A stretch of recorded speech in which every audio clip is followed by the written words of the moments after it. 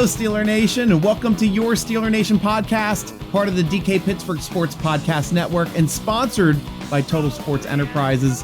I'm your host, G Striker, with my cat, Lexi, rooting for the Cincinnati Bengals, crawling on my lap right now, rubbing it in. Thanks, Lexi.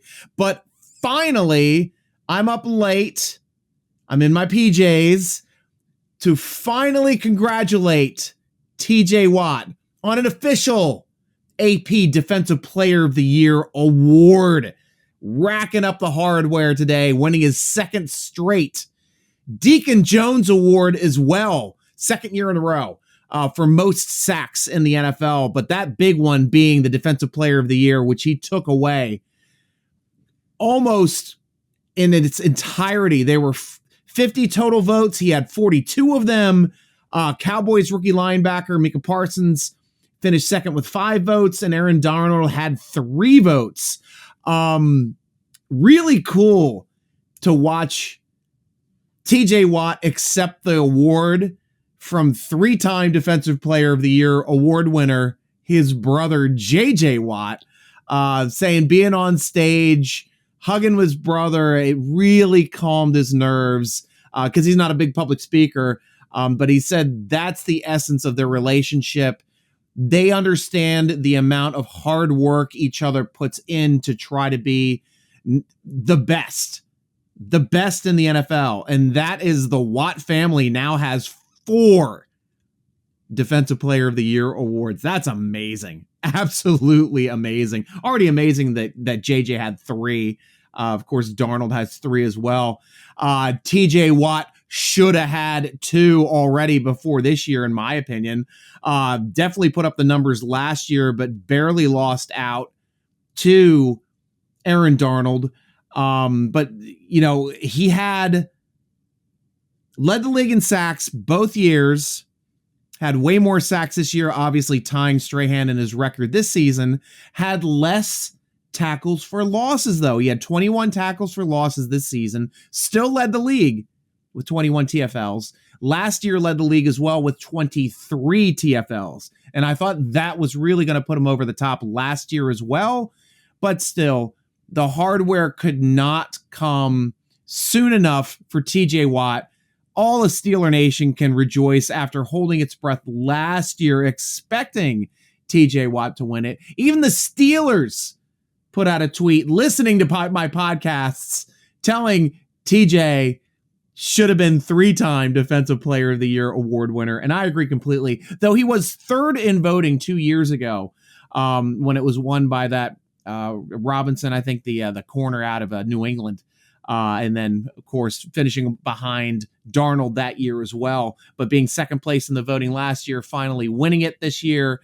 Still getting first team AP awards, Pro Bowl the last 4 years. He's the highest paid defensive player in the league, and now is seen as the best Defensive Player of the Year this year. Defensive Player this year. Agreed. No question. I don't see how anybody could vote for anyone else otherwise, but Parsons going to put up some good competition here this next couple years. Darnold's always going to be in the conversation as well while he's still in his prime. But this is TJ Watt getting his first big contract, paying dividends already for the Pittsburgh Steelers, and being at the prime of his career, which he mentioned with his interviews. Mike Tomlin obviously congratulated TJ. You are proof that preparation and hard work pay off. Defensive Player of the Year looks good on you. Well said by Coach. Not overly over the top on it, but perfectly eloquated and stated. Love that from Coach Tomlin. Brooke Pryor asked TJ Watt about tweeting the Michael Jordan meme a year ago, the meme that was, and I took that personally, when he's sitting in the chair from The Last Dance, when like everything he takes personally, whether it was real or not. TJ Watt responded to that, stating it was just one of those things where it wasn't anything personal with me and Aaron Darnold. I just thought he was more deserving. It was more of a kind of at the voters asking me what more I had to do, which TJ Watt led every single metric on Aaron Donald, except for one, which I believe was tackles, but he had tackles for loss. He had sacks, quarterback pressures, which I believe he's led the league in those as well. Let me check these out as well. I don't think they made a metric on quarterback hits. 41 the previous year, 39 last year, 36 3 years ago. I mean, he just gets to the quarterback and puts a beating on those quarterbacks. They know TJ Watt's on the field, and they're going to continue to know, and that is going to make Alex's Highsmith's progression even that much easier for him as he's now entering year 3 and starting to look like he's clicking as he gets stronger at the end of the seasons. Love seeing that out of Highsmith as well. And they're going to be a great combo. They're going to be an absolute great combo because Highsmith's wrapped up for another 2 years. So excited to see how he progresses as well. Hate that the NFL Network just caught it auto fires, but TJ Watt was also asked what the Defensive Player of the Year award means to him. He said, "I'm not huge on individual goals, but it's tough for me not to want that I saw my brother at the height of career win the award 3 times. And I always just thought to myself, why can't I do that?" So not only does he want to be the best in the league and the best ever, he wants to be better than his brother. He's got to be better in his household. He needs 2 more to tie his brother before he can say that. TJ Watt also said, "I feel like I'm just about to be entering the prime of my career. That's why more than ever, I just want to continue to find ways to get better at this game." Steeler Nation fans love hearing that out of our players. And we are spoiled, Steeler Nation, because the Steelers have now added to their league-leading 7th Defensive Player of the Year award. Mean Joe Green winning it twice. Mel Blount, Jack Lambert, Rod Woodson, James Harrison, and now lucky number 7 when number 7 retires. TJ Watt getting in here for the 7th, with the next closest being at 4. And that is the New York Giants and the Baltimore Ravens. Kudos to the Baltimore Ravens in a short amount of time, just over 20 years, having 4 Defensive Player of the Year nominations in 20 short years. But we always know that our defenses are built to stop each other, and that's why they're so good. That is why they are so good, and we're going to still see that. A couple more interesting awards from tonight's late-lying NFL award ceremony. Rodgers winning the NFL MVP for the 2nd year in a row. I thought Cooper Kupp, well, at least let's stay on Rodgers just for a hair. A lot of Steeler Nation are hoping he makes it to the Steelers. I think it's a pipe dream, but it would be interesting to have the 2-time NFL MVP join the Steelers with the NFL Defensive Player of the Year. That would be very interesting to see on the same team. And I don't know if it's ever happened in the same year for the same team. I'd have to do some research on that. I don't think, off the top of my head, I don't think it's happened, but it could have.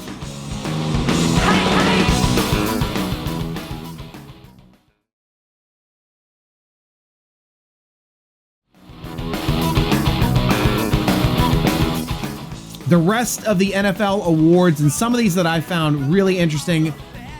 Obviously, we know Pepsi Rookie of the Year, Najee Harris had the opportunity to be up there for it, but did not win it, with Jamar Chase in the Super Bowl winning that award.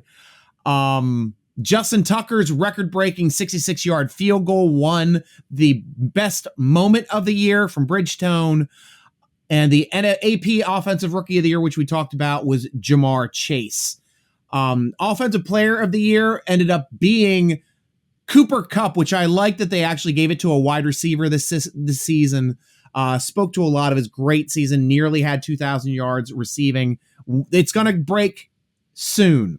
Within the next 10 years, the way wide receivers get footballs, now having an extra game to be able to do it, I think we're going to see the 2,000 yard mark drop for a receiver in these next couple years. AP Defensive Rookie of the Year was Micah Parsons, who we talked about, who was all over the field in the Hall of Fame game when we played them in the first game of the preseason seemed to make like 5 plays in the first drive. The guy is insane. Congratulations to the old Penn State or Micah Parsons. And he's going to be just a monster for them. Pro Football Hall of Fame class was announced. Tony Baselli and Leroy Butler, Sam Mills, Richard Seymour, Bryant Young, Cliff Branch, Art McNally, and Coach Dick Vermeil. Great class. Going to be fun to hear those. It's going to be interesting. We had so many Steelers in this last class. No Steelers in this year, but still deserving players. Thought Hines Ward should have gotten some consideration this year, especially wide receiver wise with the class. Art Rooney Sportsmanship Award went to Matthew Slater, the New England Patriots. Comeback Player of the Year went to the Super Bowl quarterback, Joe Burrow, in the division. So another award for the Bengals, who also got the Offensive Rookie of the Year. Assistant Coach of the Year was Dallas Cowboys defensive coordinator Dan Quinn.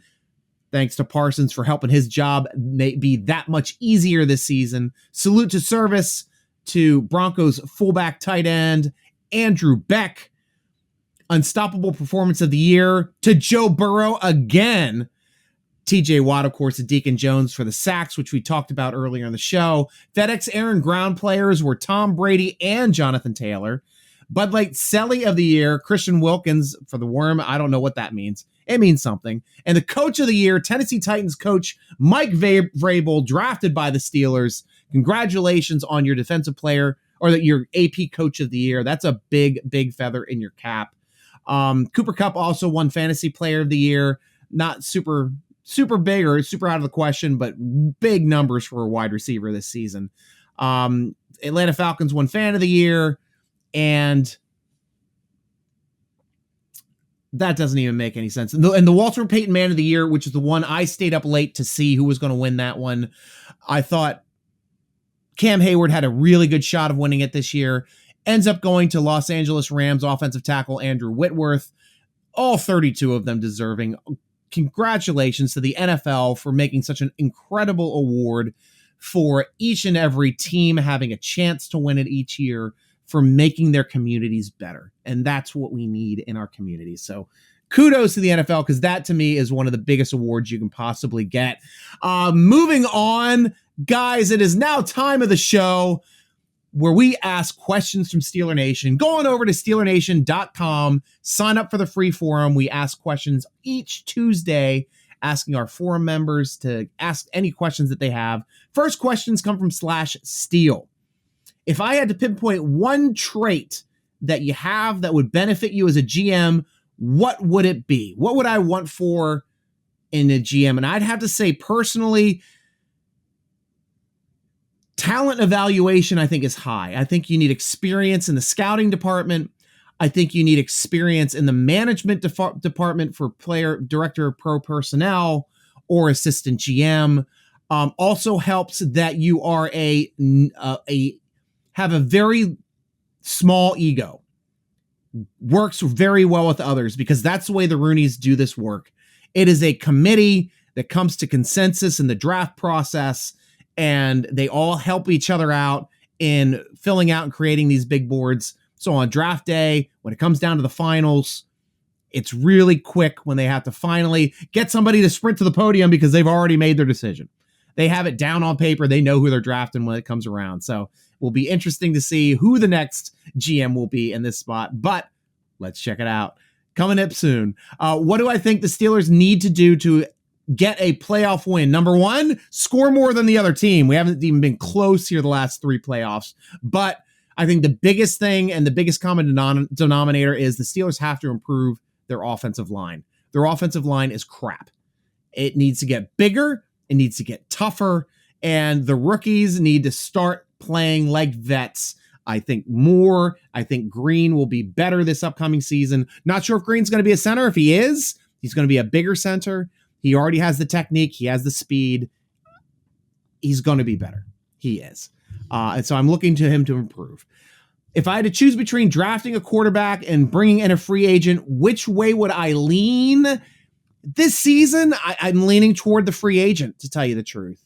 I don't know if one of these quarterbacks that are still tied to their team get dropped.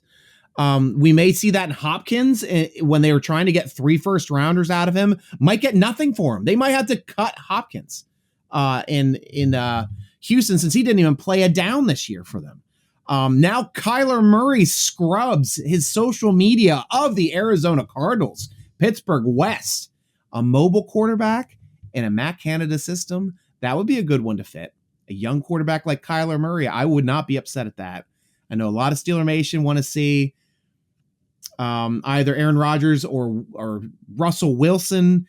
One of them could get dropped, but I think they're going to probably be the most assured to get draft picks for those ones. And I just don't see the Steelers giving up draft picks when they're rebuilding. At least not a lot of them. Maybe 1, maybe 2, but Steelers are going to be rebuilding through the draft, getting bigger on offensive and defensive line and filling some holes on defense. Maybe some inside linebacker, maybe some strong safety, maybe some edge corner. We will see. And maybe to find another slot or nickelback that can help us out a little bit. So we'll see how that goes.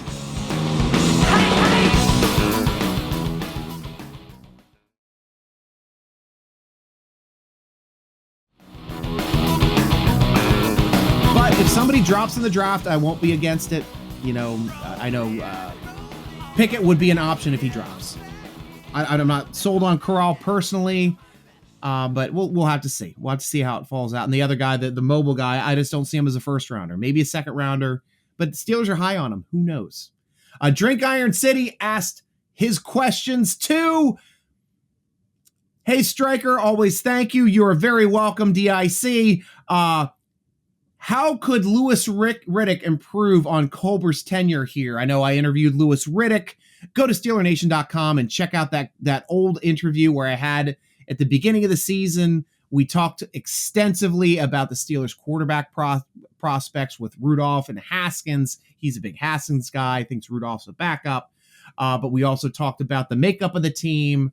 Improving the offensive and defensive line is how he would have drafted. Really interesting stuff. And then asked him specifically, was there any job that would take you out of announcing football? And he's like, yeah, 3 teams. If they came calling, I'd be like, when can I interview? Raiders, Giants, Steelers. And he came running for an interview. So we'll see how he works into that as well. But he asked, how could Riddick improve Colbert's tenure here? Colbert was the best GM we've ever had. Maybe aside from Dan Rooney when he did it for Director of Pro Personnel, which is what they called it before they gave Colbert the title not long ago. The word is they gave him the title so he could sit in the press box for Senior Bowls. If that's the reason, it's more of just like a way to say, hey, we got to give you the title now because otherwise front office can't sit in the box with the coaches. So we'll have to see. But Colbert, those are tough shoes to fill. And I think the next GM will have to fill them by consensus, work well with the scouting department, work well with the head coach for their needs, and try to come together to fill those needs and help the team fill those needs. Colbert knew it better than just about anybody else in the league. Loved the way he came. So hopefully we get lucky enough. Steelers have only had 5 Director of Pro Personnel / GMs since Chuck Noll was hired, when they've had 3 coaches. One of those 5 became the president of the team, Dan Rooney. So 4, really. One was always in the team. So really interesting stuff. Does Riddick have any ties to the city of Pittsburgh? Yes, he went and played football for 4 years as a safety at Pitt. He was a Pitt Panther. His cousin also was a running back, played for the Bills, went to Pitt as well. So he went to Pitt games even before, and it was the reason why he wanted to be a Pitt Panther growing up on the other side of the state in Bucks County, north of Philadelphia. But that was the reason why he came cross state, was because his cousin was out there playing for the Bills as well. Cope, I'm glad you give us these opportunities, participate in these. I listen while cooking and eating suppers. Great entertainment. Are you cooking anything specific for your Super Bowl meal? And I always love doing either city or team themed foods. I remember back when the Steelers played the Cardinals, we had Cardinal wings, which were obviously chicken wings, in 2008. This year, I'm probably going to have like lamb kebabs and maybe call them ram kebabs, because that's going to be as close as I can get to actual ram meat. But I may consider putting some chili on top of some spaghetti for some skyline action. Skyline chili action being Cincinnati's native food over there. As I'm pulling a little bit for the division, that's usually what I end up doing in the playoffs, even though I'm going to end up hating it in the regular season if they come back in and we got to play a Super Bowl champ. Gonna hate it, but it makes the entire division stronger when we have more Super Bowl champions within the division. I mean, Cleveland will never do it, but Cincinnati's got a good chance this weekend. Good chance. And Steeler Nation, that's all the time we have here. Please visit our sponsor, Total Sports Enterprises, over at tseshop.com. Check out our live vidcast Tuesday nights at 7 o'clock. We are also live on Twitter Spaces. We will be live 7 p.m. Friday, just after this podcast goes live at 6 o'clock at the DK Pittsburgh Sports on YouTube. And also check it out, DK Pittsburgh, or youtube.com/Steeler Nation. Check out the great Pittsburgh Sports over at dkpittsburghsports.com. All of Western Pennsylvania in there, Pitt Panthers, Penn State, you name it, Pirates, Penguins, Steelers, everything. Go there. Awesome podcasts up and down the board too. Read our great Pittsburgh Steeler focused articles at SteelerNation.com. We've been killing it here. Thank you very much, Steeler Nation, for continuing to support us over at SteelerNation.com, because our writers have been noticing, our owners have been noticing, and it's been a great, great ride, and we're continuing to grow and give you more products to be happy for over at SteelerNation.com.